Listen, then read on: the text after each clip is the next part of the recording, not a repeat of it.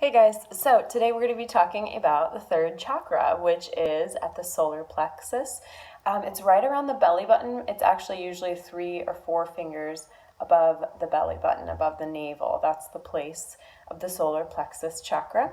It's called Manipura in Sanskrit, which translates to lustrous gem or to city of jewels, depending on your reading or interpretation of that. So you might be wondering, why is my solar plexus called a gem? Like, wouldn't it be my heart or maybe even my third eye? But actually, the solar plexus is your source of strength and power and purpose and identity and autonomy and direction and ego in a healthy sense, as long as it's balanced.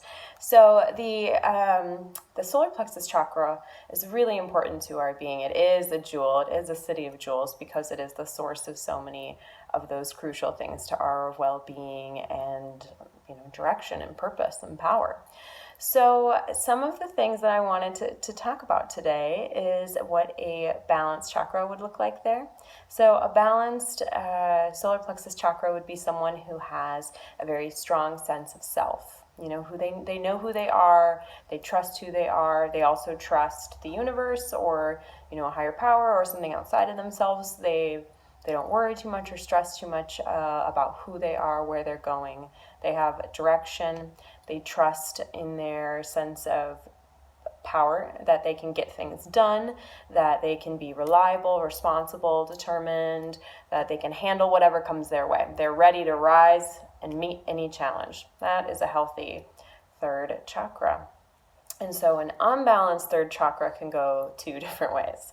So either it can be someone who feels really powerless and weak, and they feel like they have no direction and no purpose, and they don't know who they are, and they might feel a lot of fear and powerlessness and a lack of sense of self. And then on the other hand, someone might be having too much of that and they might feel very powerful, arrogant, competitive. They might even be manipulative and controlling, because that is the 2 sides. It's either powerless or too powerful if it's out of balance. And so what are some things that we can do to heal this chakra, right?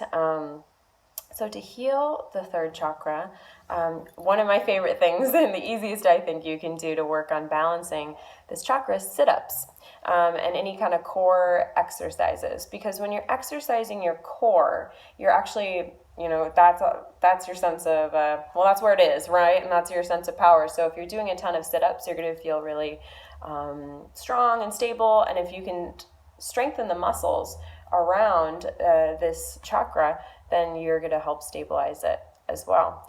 And then if you wanted something a little bit more cuckoo and fun, you can always try martial arts. That's actually really good for the third chakra. And another thing you can do in terms of yoga is any kind of asanas that would put pressure on the belly or involve activating the core, like boat pose, navasana, or bow pose, dharmanasana. Or if you wanted to do also any twisting poses that would force the core to twist, that's going to be really good and healthy for the third chakra as well.